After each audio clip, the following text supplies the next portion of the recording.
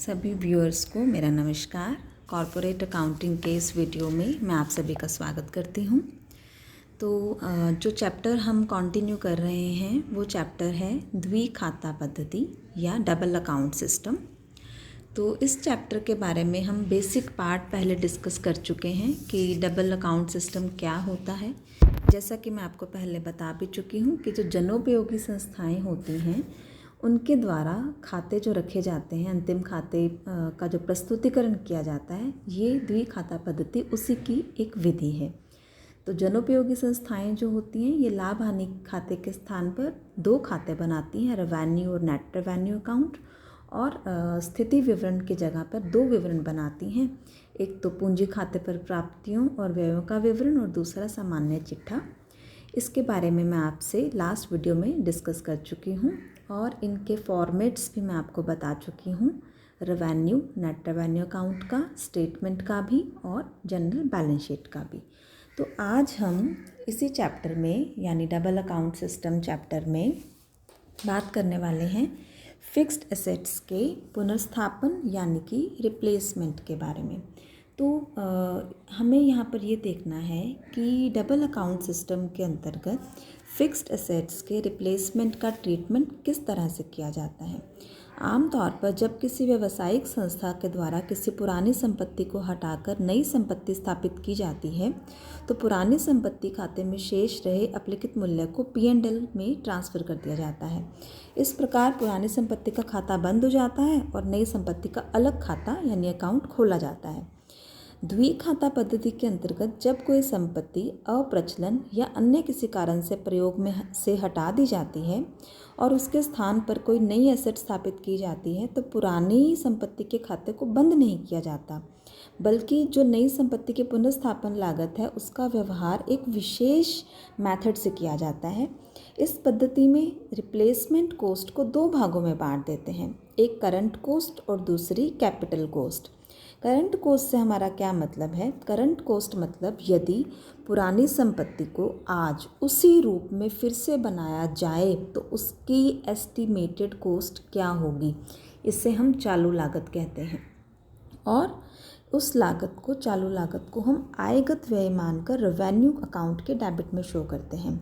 और जो संपत्ति की कुल रिप्लेसमेंट कॉस्ट होती है उसमें से हम इस करंट कॉस्ट को यदि घटा दें तो जो कॉस्ट बचती है वो लागत जो है वो पूंजी लागत या कि कैपिटल कॉस्ट कहलाती है, जिसे पुरानी संपत्ति के खाते में ही हम डेबिट करते हैं। संपत्ति की चालू लागत को ज्ञात करने के लिए संपत्ति के मूल्य सूचकांक यानी कि प्राइस इंडेक्स का प्रयोग किया जाता है। इसके अंदर कुछ एक एग्जाम्पल्स की हेल्प से हम इसको समझने की कोशिश करेंगे। आपकी स्क्रीन पर एक एग्जाम्पल डिस्प्ले हो रहा है। एक रेलवे स्टेशन 1980 में मूल रूप से 15 लाख रुपए में बनाया गया था, जिसे कि रिप्लेस करना है यानी कि पुनर्स्थापित करना है। नए निर्माण की लागत यानी कि टोटल कॉस्ट ऑफ रिप्लेसमेंट जो है वो 60 लाख रुपए है। यह अनुमान लगाया जाता है कि तब से निर्माण की लागत 150% से बढ़ गई है और रेवेन्यू और पूंजी में चार्ज की जाने वाली राशि यानी कि आपसे करंट कॉस्ट और कैपिटल कॉस्ट के बारे में पूछा जा रहा है। रेवेन्यू और पूंजी में चार्ज की जाने वाली राशि की गणना कीजिए। तो जैसा कि अभी हमने बात की कि करंट कॉस्ट से हमारा मतलब क्या है कि पुरानी संपत्ति जो कि यहाँ पर रेलवे स्टेशन है, कब बनाया गया था इसे? 1980 में, मूल रूप से 15 लाख में। यानी कि यदि हम इसे आज फिर से उसी रूप में बनाएं तो जितनी लागत आएगी उसे हम कहते हैं करंट कॉस्ट। तो 1980 में मूल रूप से इसको 15 लाख में बनाया गया था, यानी कि इसकी ओरिजिनल कॉस्ट कितनी है? 15 लाख। और तब से अब तक निर्माण की लागत 150% से बढ़ गई है। मतलब यदि हम आज उसी रूप में उस रेलवे स्टेशन को बनाते हैं तो आज की डेट में 15 लाख प्लस 150% जो आएगा उतनी वैल्यू में वो रेलवे स्टेशन बन करके तैयार होगा। तो हमें पुनर्स्थापन की वर्तमान लागत यानी कि कॉस्ट ऑफ रिप्लेसमेंट ज्ञात करनी है। इसके लिए आपको ओरिजिनल कॉस्ट यानी कि 15 लाख ऐड कीजिए, इंक्रीज़ बाय 150%, तो 15 लाख का 150%, 22,50,000। तो इस प्रकार करंट कॉस्ट जो है इन दोनों का जोड़, ओरिजिनल कॉस्ट और इंक्रीज़ का जोड़ 37,50,000। तो ये है आपकी करंट कॉस्ट, या हम इसे कह सकते हैं चार्ज टू रेवेन्यू या revenue charge. Then capital cost की कैलकुलेशन कैसे की जाएगी? रिप्लेसमेंट की कुल लागत में से यदि हम रेवेन्यू चार्ज जो कम कर दें तो जो बचेगा उसे हम कैपिटल कॉस्ट कहते हैं। टोटल कॉस्ट ऑफ रिप्लेसमेंट यहाँ पर हमारे पास 60 लाख है। नए निर्माण की कुल लागत यानी कि total cost of replacement 60 lakh, minus कीजिए इसमें से charge to revenue. Charge to revenue कह लीजिए, रेवेन्यू चार्ज कह लीजिए, या करंट कॉस्ट कह लीजिए, जो ऊपर हमने कैलकुलेट की है 37,50,000। तो जो डिफरेंस है that will be treated as capital cost और कैपिटल चार्ज 22,50,000। 60 लाख में से 37,50,000 घटा दिए तो जो 22.5 लाख बच रहा है ये आपका कैपिटल कॉस्ट है। तो इस तरह से हमने ये एग्जाम्पल सॉल्व किया।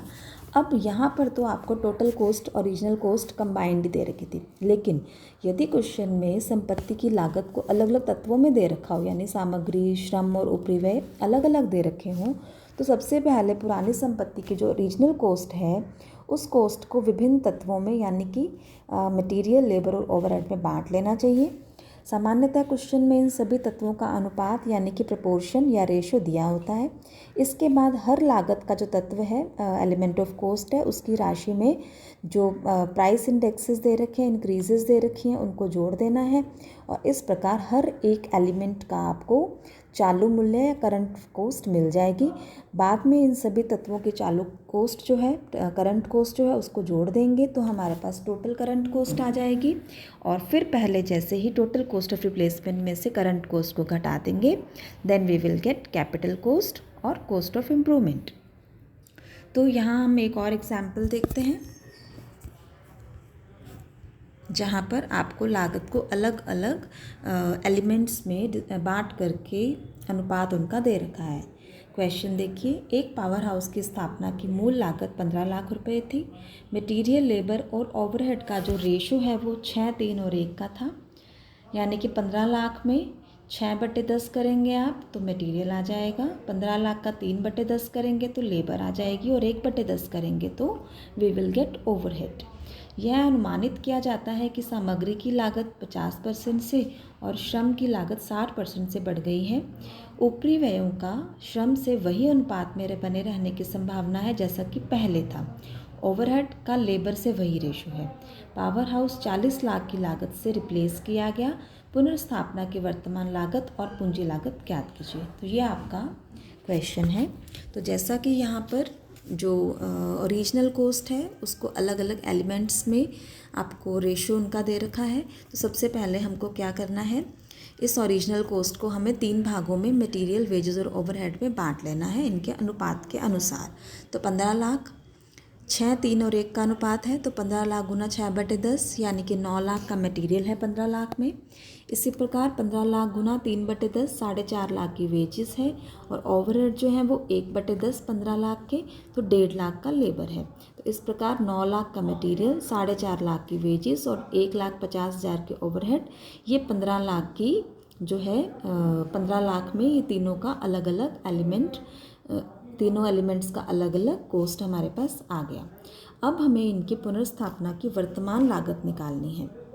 वर्तमान लागत निकालने के लिए इनको इसी तरह से अलग अलग ही लिखना पड़ेगा, क्योंकि रेट ऑफ इंक्रीज़ भी अलग अलग है और इनके ओरिजिनल कॉस्ट भी अलग अलग है। मटेरियल की ओरिजिनल कॉस्ट 9 लाख है, जबकि इंक्रीज़ की रेट 50% है, तो इसकी करंट कॉस्ट हो जाएगी 9 लाख प्लस 4.5 लाख, 50% के हिसाब से 13,50,000। इसी प्रकार वेजेस की ओरिजिनल कॉस्ट अभी हमने 3/10 करके निकाली थी 4.5 लाख। रेट ऑफ इंक्रीज़ है 60%, तो 4.5 लाख का 60% जोड़ दीजिए, 7,20,000 करंट कॉस्ट आ जाएगी।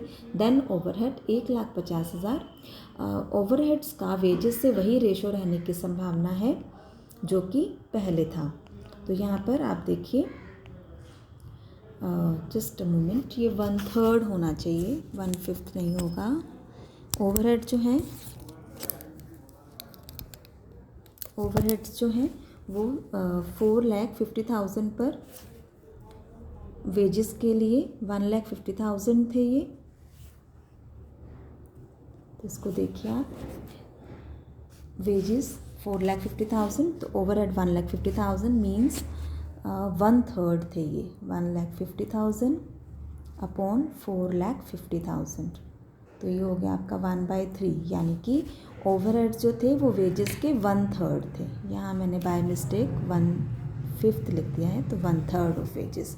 तो अभी वेजेस आपकी कितनी है, 7,20,000, इसका 1/3 यानी कि 2,40,000। तो इस तरह से आपको इसको निकाल करके ऐड कर देना है इसके अंदर। तो ये हो गया 13.5 लाख, 7,20,000 और 2,40,000, टोटल आ जाएगा 23,10,000। तो ये आपके पास 23,10,000 आ गया करंट कोस्ट। और अब चूँकि आपको कैपिटल कोस्ट भी निकालनी है, तो टोटल कॉस्ट ऑफ जो रिप्लेसमेंट है वो आपकी थी 40 लाख। 40 लाख में से करंट कोस्ट यानी कि 23,10,000 अगर आप घटा देंगे तो आपके पास आ जाएगी कैपिटल कोस्ट। कैपिटल कोस्ट को ही हम कॉस्ट ऑफ इम्प्रूवमेंट भी कह देते हैं या कैपिटल चार्ज भी कह देते हैं। तो 40 लाख माइनस 23,10,000, 16,90,000 आपके पास से आ जाएगा।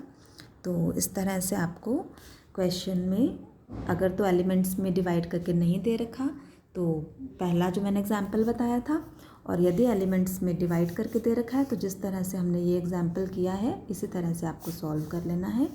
तो इस तरह से आपको कैपिटल कोस्ट और करंट कोस्ट को अलग अलग करके इसके बाद हमें जर्नल एंट्रीज पास करनी होती हैं, तो वो मैं आपको नेक्स्ट वीडियो में आपसे शेयर करूँगी कि इसमें जर्नल एंट्रीज का क्या प्रोसीजर है। अभी के लिए इतना ही। Thank you so much.